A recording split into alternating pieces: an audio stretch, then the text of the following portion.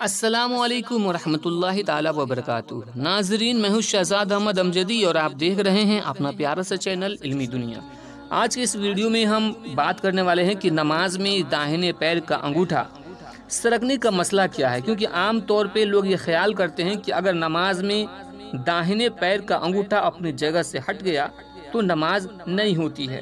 اور دوسرا مسئلہ یہ ہے کہ سجدے میں پیر کی انگلیوں کا پیٹ زمین پہ نہ لگنا، کیونکہ بہت سارے ایسے لوگ ہیں جو نماز تو پڑھتے ہیں اور نماز پڑھتے وقت جب سجدے میں جاتے ہیں تو ان کی پیر کی انگلیاں زمین میں نہیں لگتی، اس کا پیٹ زمین پہ نہیں لگتا ہے۔ تو اس کا کیا حکم ہے؟ لہٰذا ویڈیو کو انت تک ضرور دیکھیے گا۔ ویڈیو کو شروع کرنے سے پہلے ایک چھوٹی سی گزارش ہے کہ اگر ابھی تک آپ نے ہمارے چینل کو سبسکرائب نہیں کیا ہے تو سبسکرائب کر کے بیل آئیکن کو دبا لیجئے تاکہ آنے والے لیٹسٹ ویڈیوز کا نوٹیفیکیشن آپ کو ملتا رہے۔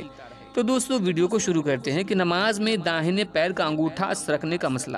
عام طور سے دیہاتوں میں اس کو بہت برا جانتے ہیں، یہاں تک کہ نماز میں داہنے پیر کا انگوٹھا اگر تھوڑا سا سرک جائے تو نماز نہ ہونے کا حکم لگا دیتے ہیں۔ بعض لوگ اس انگوٹھے کو نماز کی کلی یا کھونٹا بھی کہتے ہوئے سنے گئے ہیں۔ یہ سب جاہلانہ باتیں ہیں اور کسی بھی پیر کا انگوٹھا سرک جانے سے نماز میں کوئی خرابی نہیں آتی ہے۔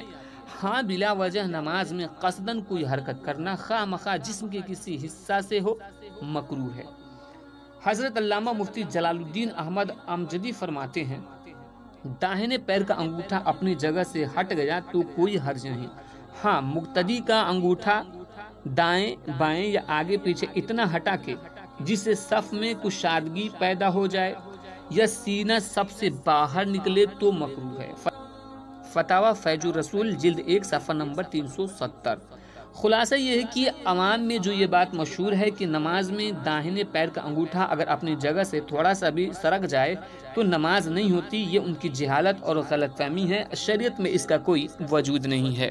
اب ہم بات کرتے ہیں دوسرے مسئلے کی کہ سجدے میں پیر کی انگلیوں کا پیٹ زمین پہ نہ لگنا۔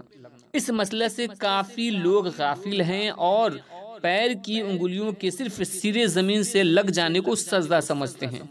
بعض کا تو صرف انگوٹھے کا سرا ہی زمین سے لگتا ہے اور باقی انگلیاں زمین کو چھوتی بھی نہیں ہیں۔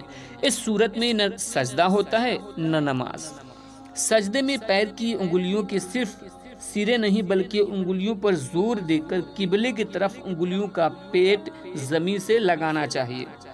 فتاوی رضویہ شریف جلد 1 صفحہ نمبر 556 پہ ہے کہ سجدے میں کم از کم ایک انگلی کا پیٹ زمین سے لگانا فرض ہے اور پاؤں کی اکثر انگلیوں کا پیٹ زمین میں جما دینا واجب ہے۔